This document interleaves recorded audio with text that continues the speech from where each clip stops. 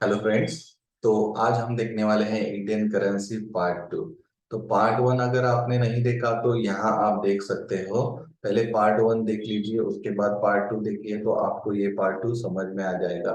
तो part two में हम कवर करने वाले हैं इंडियन करेंसीज के फीचर्स क्या हैं, इंडियन करेंसी कब इंट्रोड्यूस हुई, आफ्टर इंडिपेंडेंस कैसे कौन से फीचर्स या कौन से कंटेंट उसमें थे। तो ये सारी चीजें हम इस वीडियो में कवर करने वाले हैं। तो नमस्ते, मैं हूँ सीए शहनशाह मुजौर। तो चलिए शुरू करते हैं। मैं आप आज अपन देखेंगे प्रेजेंटेशन की ओर जाएंगे। तो ये मेरा प्रेजेंटेशन है।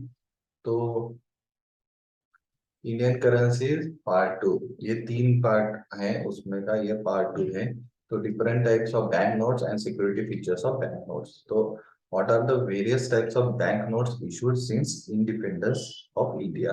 तो पहले तो अशोक पिलर बैंक नोट्स थे, जो आफ्टर इंडिपेंडेंस इंडिया ने 1 रुपी इशू किया था 1949 में। और पहले तो किंग जॉर्ज का ये था वाटरमार्क वहां पे। अशोक जो चक्र है, जो अशोक पिलर है, lions lion capital of Ashok pillar, तो वो वहां पे वाटरमार्क का विंडो था, वो रिप्लेस किया था। किंग जॉर्ज का पहले था तो रिप्लेस हो गया। उसके बाद 10 रुपए के डिनोमिनेशन 1967 और 1992 में इशू किए। 20 के 1972, 75, 50 के 75 में इशू किए और 1981 में, और 100 के 1967 टू 1979 में इशू किए।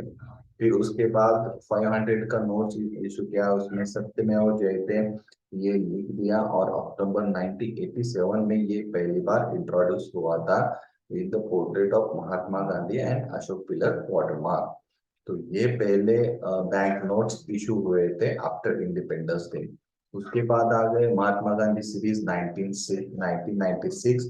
तो डिनोमिनेशन देखिए, 5 रुपए का नवंबर 2001 में हुआ, 10 रुपीज का 96 में हुआ, 20 में अगस्त 2001, 50 रुपीज का 97 मार्च, 100 रुपीज का जून 96, 500 रुपीज का अक्टूबर 97, 1000 रुपीज का नवंबर 2000। तो ये 96 वाले जो सीरीज थी, तो उसके ये मंथ और ईयर ऑफ इंट्रोडक्शन और डिनोमिनेशन हम देखेंगे।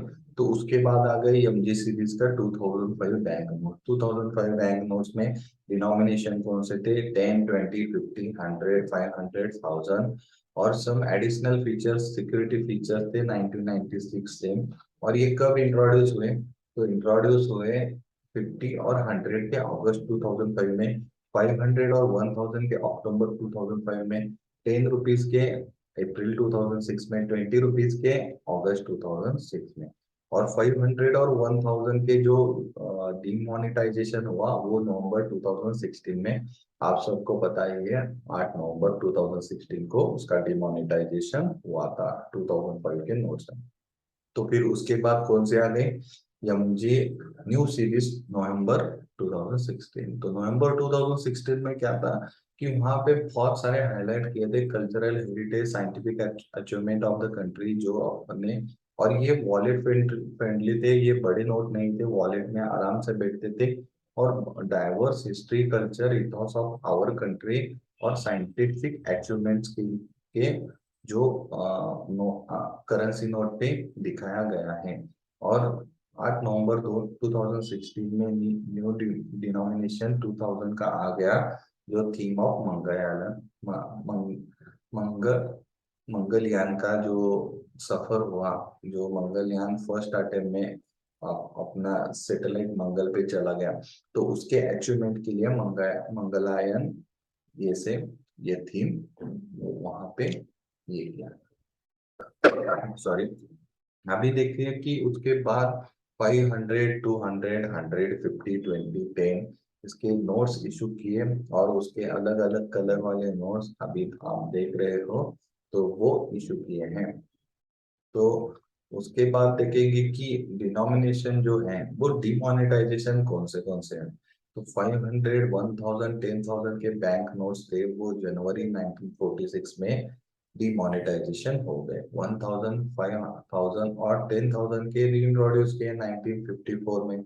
डिमोनेटाइज हो गए जनवरी 1978 में। और 2005 के नोट्स थे जो सीरीज के, वो डिनोमिनेशन 500 और 1000 के नवंबर 8 2016 में डिमोनेटाइजेशन हो गए। तो डिमोनेटाइजेशन होने के बाद अगर आपके पास नोट रहे तो उसकी क्राइटेरिया क्या है कि किस कौन से भी पर्सन के पास अगर ग्रेस पीरियड तक नोट रहे तो कोई दिक्कत नहीं, ग्रेस पीरियड के बाद नोट्स रहे तो अगर टोटल 10 के नीचे रहे तो कोई दिक्कत नहीं है डिमोनेटाइजेशन होने के बाद, और मोर देन 25 रहे तो रिसर्च पर्पस के लिए रहे तो चलेगा, अदर देन दिस वो अलाउड नहीं है। और आगे रिजर्व बैंक ऑफ इंडिया और उसके एजेंसी के पास रहेगा तो चलता है, या कोर्ट का डायरेक्शन रहा तो चलता है, अदरवाइज आप पे कार्रवाई हो सकती है। इसलिए ये ध्यान में रखिए कि अगर आपके पास पुराने नोट्स, अभी मोस्ट ऑफ द पुराने नोट्स नहीं है लेकिन रहेंगे, तो आपको ये ध्यान में रखना पड़ेगा। अभी देखते हैं कि विड्रॉल कहाँ पे और किधर किया और एक्सचेंज कहाँ पे है।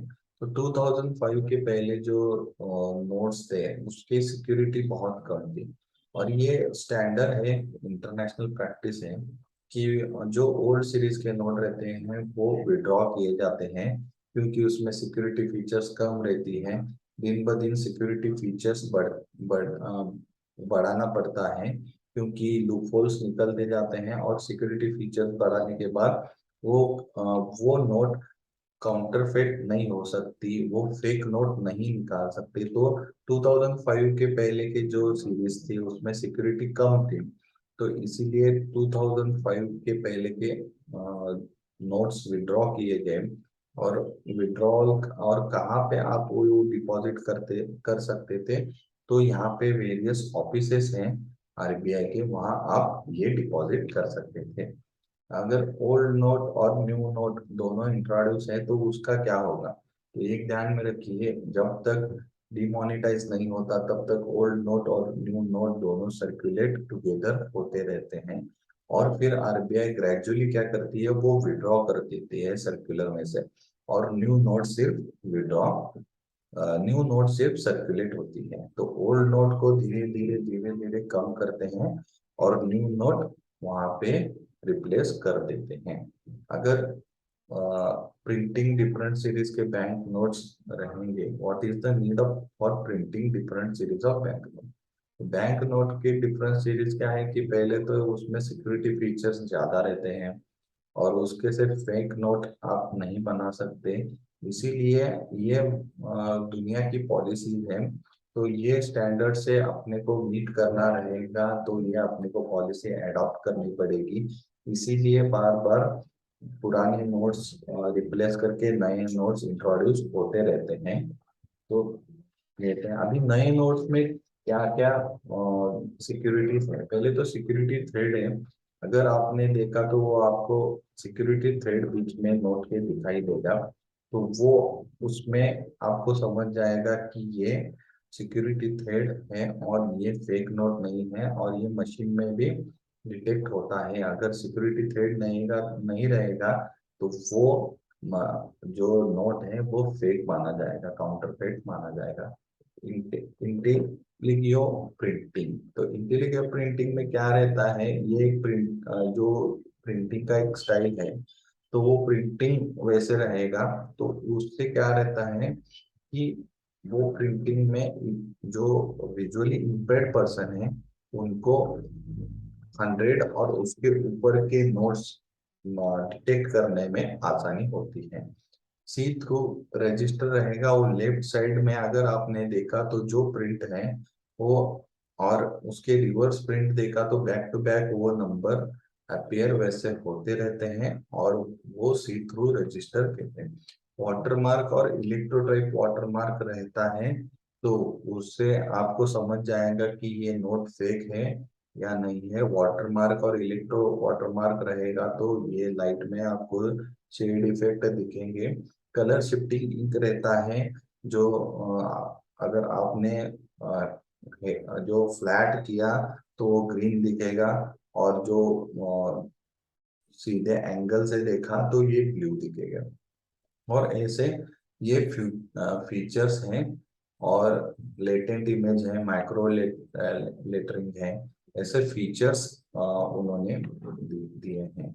अगर न्यू नंबरिंग पैटर्न भी है, वो फीचर्स हैं। एंगुलर ब्लीड लाइंस हैं, जो विजुअली इम्पेयर्ड है उनके लिए ये एंगुलर ब्लीड लाइंस रहते हैं।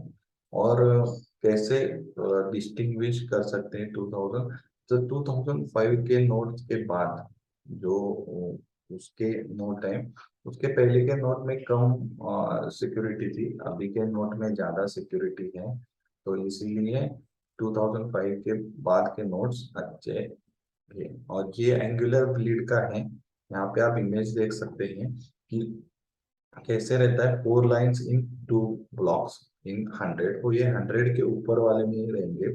4 angular bleed lines with 2 circular in between 200, 5 lines in 3 block in 500, और 7 इन 2000। यहाँ पे देखिए 5 लाइन्स इन 3 ब्लॉक, तो ये 5 लाइन्स है, और ये ब्लॉक कितने, 1 2 3, तो ये 3 ब्लॉक्स रहेंगे और 5 लाइन्स रहेंगी। तो वो ये ध्यान में रखिए कि ये 3 ब्लॉक्स इन 5 लाइन, तो इसमें से समझ जाएगा। और आगे देखते हैं कि ये मनी करके एप्लीकेशन है। ये मनी एप्लीकेशन में आपको ये फ्री ऑफ कॉस्ट एप्लीकेशन है, यहाँ पे आप देख सकते हो। और एप्लीकेशन लॉन्च आरबीआई ने किया है, तो विजुअल पर जो भी है, जिनको नोट आइडेंटिफाई करना है उनके लिए ये एप्लीकेशन है। और क्वालिटी मेजर्स कंट्रोल क्या क्या है उसके लिए प्रेस रिलीज है, वो आप देख सकते हो। तो ये था इंडियन करेंसी का पार्ट 2। पार्ट थ्री में हम बहुत सारी चीजें बहुत सारी चीजें देखने वाले हैं।